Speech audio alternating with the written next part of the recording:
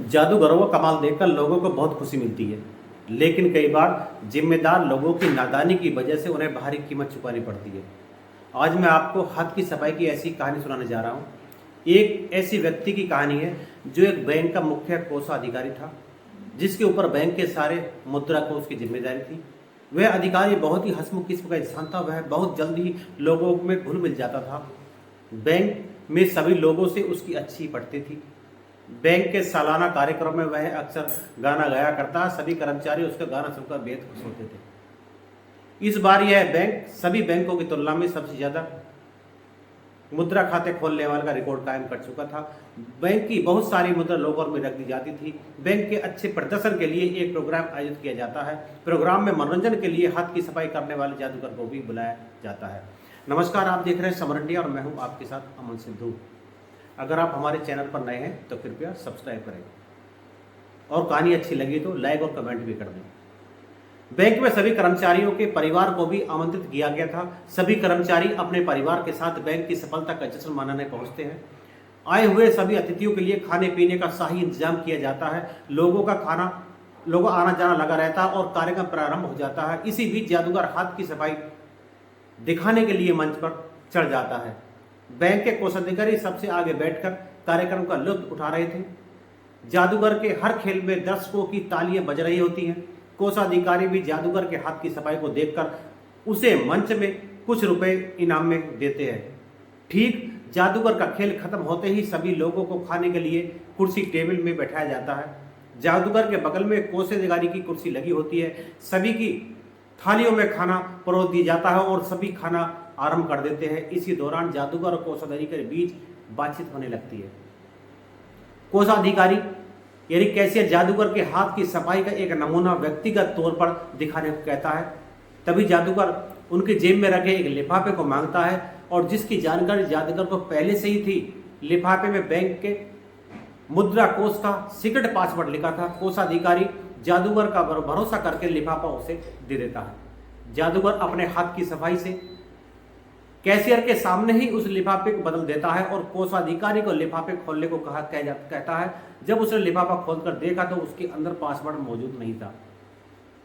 Cashier के चेहरे का रंग उड़ जाता है और जादूगर से ऊंचे स्वर में कहता है, अरे पासवर्ड कहाँ गया, जल्दी लाओ नहीं तो मेरी नौकरी चली जाएगी। जादूगर अगले ही पल दोबारा उन्हें लिफाफा खोलने के लिए कहता है, लेकिन इस बार पासवर्ड आ चुका होता है। कैशियर जादूगर के हाथ की सफाई देखकर खुश होता है। वह उसे अपने पारिवारिक कार्यक्रम में आने का निमंत्रण भी दे देता है। बैंक के कर्मचारी सभी लोग बहुत मजा आता है इस कार्यक्रम में। सभी लोग खुशी खुशी अपने घर लौट जाते हैं। लेकिन अगली सुबह बैंक के कर्मचारियों को नींद उड़ जाती है, क्योंकि बैंक का सारा खजाना गायब था, सारा पैसा गायब था और बैंक ने साल भर में जितने भी मुद्रा इकट्ठी की थी वह चोरी हो चुकी थी। चोरी इतनी बड़ी थी कि बहुत सी एजेंसियां बैंक पहुंच चुकी थी। पुलिस ने चारों तरफ से बैंक को घेर लिया था। चोरी का पता लगाने के लिए बैंक के चारों तरफ भीड़ इकट्ठा हो चुकी थी, लेकिन सीक्रेट एजेंट घटना स्थल पर पहुंच चुके थे। धीरे धीरे तहकीकात शुरू होती है और पुलिस कार्यक्रम में आए सभी मेहमानों की सूची मंगवाती है और एक एक करके सभी से पूछताछ होने लगती है। 3 दिनों की बड़ी कड़ी पूछताछ के बाद भी अधिकारियों को चोरी का कोई सबूत नहीं मिलता। महिला अधिकारी बैंक के सबसे बड़े कर्मचारियों को पूछताछ के लिए बुलाने की अनुमति मांगती है, लेकिन पुलिस के बड़े अधिकारी उसे ऐसा करने की इजाजत नहीं देते हैं। महिला पुलिस अधिकारी की एक सहेली मीडिया में काम कर रही होती है, जिससे वह मिलने जाती है और बैंक का सारा मामला उसे बताती है। दरअसल महिला पुलिस अधिकारी चाहती है कि उसे बैंक के बड़े अधिकारियों से पूछताछ करने की अनुमति मिल जाए, इसलिए वह अपनी सहेली से सरकार पर न्यूज के जरिए दबाव बनाने को कहती है और ताकि वह बैंक के सभी अधिकारियों से पूछताछ करने की अनुमति दे दे।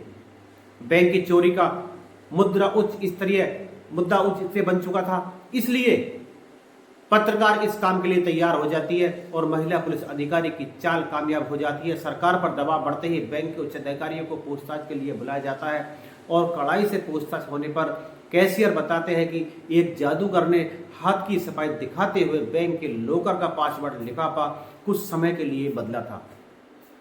और जब जादूगर के बारे में जानकारी पता चलती है तो पता चलता है कि वह एक शातिर चोर है। जो जादूगर के खेल दिखाकर बड़ी बड़ी कंपनियों में चोरियों को अंजाम देता है। इस काम में उसके साथ कुछ और अन्य लोग भी शामिल हैं जिनके पुराने आपराधिक मामले लंबित हैं। कैशियर को अपनी गलती का एहसास होता है, उसकी लापरवाही से ही इतनी बड़ी चोरी को अंजाम दिया गया था। अगर वह जादूगर से हाथ की सफाई दिखाने का आग्रह नहीं करता तो जादूगर को कभी भी पता नहीं चलता कि लिफाफे के अंदर कौन सा पासवर्ड है। बैंक में चोरी की खबर के सारे राज्य में तहलका मच चुका था।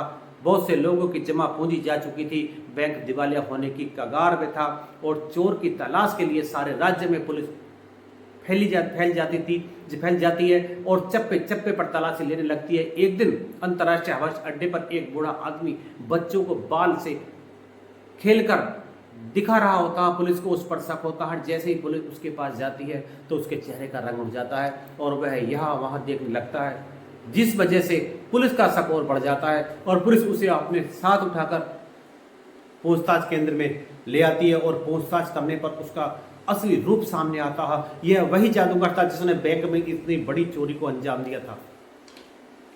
यह आज देश के बाहर जाने की तैयारी में था।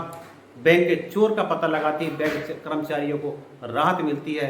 पुलिस चोर से चोरी हुआ सारा कैश बरामद कर लेती है और चोर की गिरफ्तारी से कोषाध्यक्ष की नौकरी तो बच जाती है, लेकिन उसे कैशियर के पद से हटा दिया जाता है।